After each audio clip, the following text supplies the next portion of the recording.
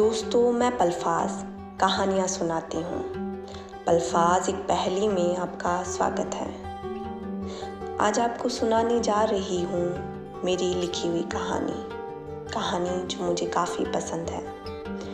कई हिस्सों की कहानी है जिसका पहला हिस्सा मैं आपको सुना चुकी हूँ, कॉलेज के वो दिन पार्ट 1। आज आपको सुनाऊंगी इसका दूसरा भाग, कॉलेज के वो दिन पार्ट 2। रोहित ने झट से मेरा हाथ छोड़ दिया और मेरी तरफ देखकर वहां से अकेले ही निकल गया। विक्रम ने मुझसे कहा, ज़्यादा सोचना मत, नया नया ब्रेकअप हुआ है, थोड़े दिन लगेंगे, ठीक हो जाएगा। पता नहीं विक्रम यह सब मुझसे क्यों कह रहा था। कॉलेज टाइम खत्म हुआ और बस में आगे रोहित और विक्रम बैठे थे, पीछे गुलाब अकेली। जैसे ही विक्रम ने मुझे देखा, गुलाब के पास जाकर बैठ गया, यह कहकर कि गुलाब के पास तो मैं बैठूंगा, उसे तो मुझसे बातें करनी है ना गुलाब। और गुलाब मुस्कुराने लगी। मैं कुछ बोले बगैर रोहित के पास बैठ गई। कुछ देर बाद रोहित ने कहा, मैंने जानबूझकर तुम्हारा हाथ नहीं पकड़ा था, वो तो बस विक्रम को समझकर वो चुप हो गया। मैंने कहा, कोई बात नहीं, मैं समझ गई थी। फिर थोड़ी देर रुकने के बाद रोहित से कहा, मेरी हेल्प करोगे? मेरे पास कुछ नोट्स नहीं हैं। रोहित ने कहा, ठीक है, मैं कर दूंगा। अब ये सिलसिला रोज होने लगा, क्लास में भी साथ बैठना, बस में भी ये लंबा सफ़र तय करना जैसे मेरी आदत में शामिल हो गया। एक दिन विक्रम ने मुझे कॉल किया और कहा, पायल, हम लोग एक ट्रिप प्लान कर रहे हैं जिसमें मैं, रोहित और गुलाब जा रहे हैं मनाली। क्या तुम चलोगी हम लोगों के साथ? देखो, ना मत कहना, अब तुम हमारी ग्रुप की मेंबर हो, प्लीज़ चलो हमारे साथ, तुम्हें काफ़ी अच्छा लगेगा, प्लीज़ चलो। मैं क्या करती, कुछ समझ नहीं आ रहा था और हाँ बोल दिया। अब घर में भी बात करनी थी, जैसे तैसे मम्मी पापा को मनाकर हाँ करवाई। अब 7 दिनों का ट्रिप था और मैं और पायल, जो कभी बाहर नहीं गई, मनाली के लिए रवाना हो गए। रात का सफ़र था, ठंडी हवा चल रही थी, पास वाली ही सीट बुक की थी सबकी, चारों एक ही डब्बे में थे। अब रात काफ़ी हो गई तो सोचा सो जाते हैं, कल से बस खुद को भूलकर ज़िंदगी के पल जीने हैं। मैं अपनी सीट पे सो गई। सामने वाली सीट रोहित को मिली थी। ऐसा लग रहा था विक्रम जानबूझकर ये सब कर रहा हो। खैर, फिर मैंने ज़्यादा ध्यान नहीं दिया। नींद तो मुझे भी काफ़ी आ रही थी, पर सोई नहीं और रोहित भी जग रहा था। पता नहीं वो वक्त ही ऐसा था या मौसम करवटें ले रहा हो, और मैं और रोहित एक दूसरे को देखे जा रहे थे, जैसे दगाबाज हो ये आंखें हमारी हम ही से, गुफ्तगू हो रही हो हमारी, पर होठों से खामोशी हम ही से। और देखते देखते कब आंखें लग गई पता ही नहीं चला। सुबह आँख खुली शोर शराबे से तो देखा सामने रोहित जैसे कुछ बना रहा हो, और मुझे देखकर उसे अपने पीछे छुपा लिया। मैं ताज़ी हवा लेने बाहर चली गई बिना कुछ कहे। थोड़ी देर बाद गुलाब ने आवाज़ लगाई, ट्रेन चलने वाली है, अंदर आ जाओ। मैंने चाय ले ली है सबके लिए, जल्दी से आ जाओ, ठंडी हो जाएगी। सुबह की चाय मुझे काफ़ी पसंद है। चाय पी ही रहे थे तभी विक्रम ने कहा, तुम लोगों को पता है मुझे हाथ देखना आता है।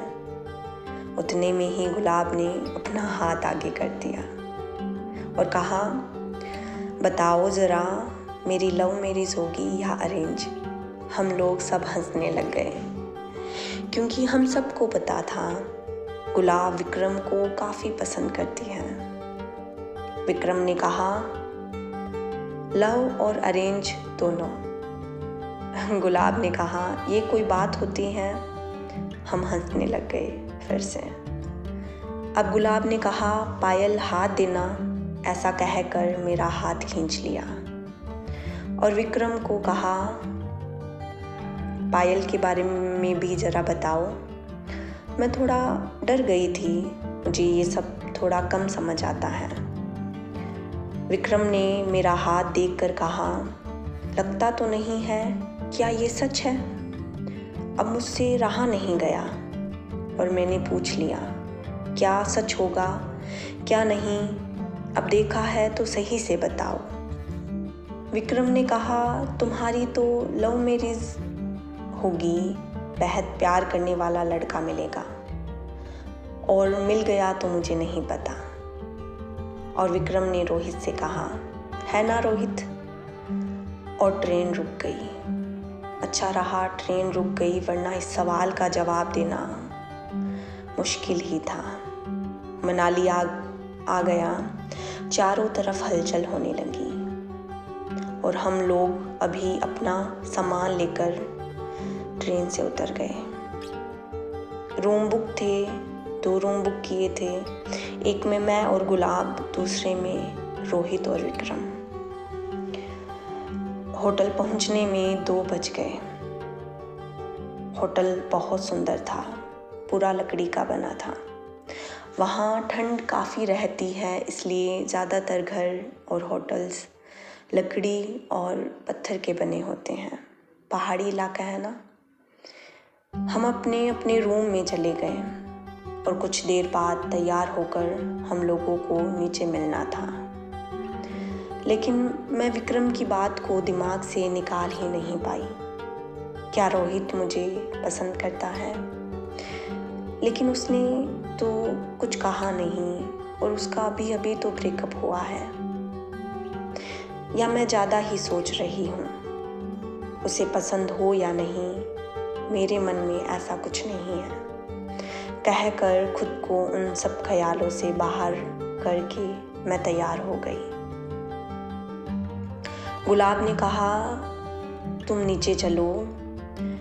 विक्रम फ़ोन पे फ़ोन करने लग गया, तुम चलो मैं आती हूँ, तुम्हारे पीछे पीछे ही आ रही हूँ। ऐसा कहकर उसने मुझे बाहर की तरफ कर दिया। मैंने अपना फ़ोन और पर्स उठाया और नीचे चली गई। नीचे कोई नहीं था। थोड़ा वक्त इंतज़ार किया, फिर देखा रोहित नीचे आ रहा है और उसने ब्लू कलर का शर्ट पहना था। ये बात मैं आपको इसलिए बता रही हूँ क्योंकि मैंने भी ब्लू कलर का टॉप पहना था। रोहित ने कहा, इतना जल्दी नीचे आ गई, लड़कियों को तो टाइम लगता है। मुझे तो विक्रम ने भेज दिया कि तू नीचे चल, मैं बस तेरे पीछे पीछे आ रहा हूँ। अब मुझे हंसी आने लग गई क्योंकि मैं ये सब समझ गई कि ये इन दोनों का प्लान है। दोस्तों, यह था इस कहानी का दूसरा हिस्सा, कॉलेज के वो दिन पार्ट 2। इसके आगे का हिस्सा भी सुनाऊंगी पर अगली कहानी में, जिसका नाम है कॉलेज के वो दिन पार्ट 3। और यूट्यूब की इस दुनिया में मैं आपसे मिलती रहूँगी। मुझसे आप सीधे जुड़ सकते हैं इंस्टाग्राम पर। इंस्टा आईडी का नाम है पलफाज, PALFAAZZ। पलफाज एक पहेली। अभी चलती हूँ, फिर मिलूँगी इसी कहानी का अगला हिस्सा लेकर। कॉलेज के वो दिन पार्ट 3। पलफाज के साथ जुड़ते रहिए। और बताना मत भूलिएगा कि कैसी लगी आपको कहानी, ताकि मैं आपके लिए और बेहतर अलग अलग हिस्सों की, अलग अलग जगहों की कहानी लेके आऊँ, जैसी आपको पसंद है वैसी। Thank you.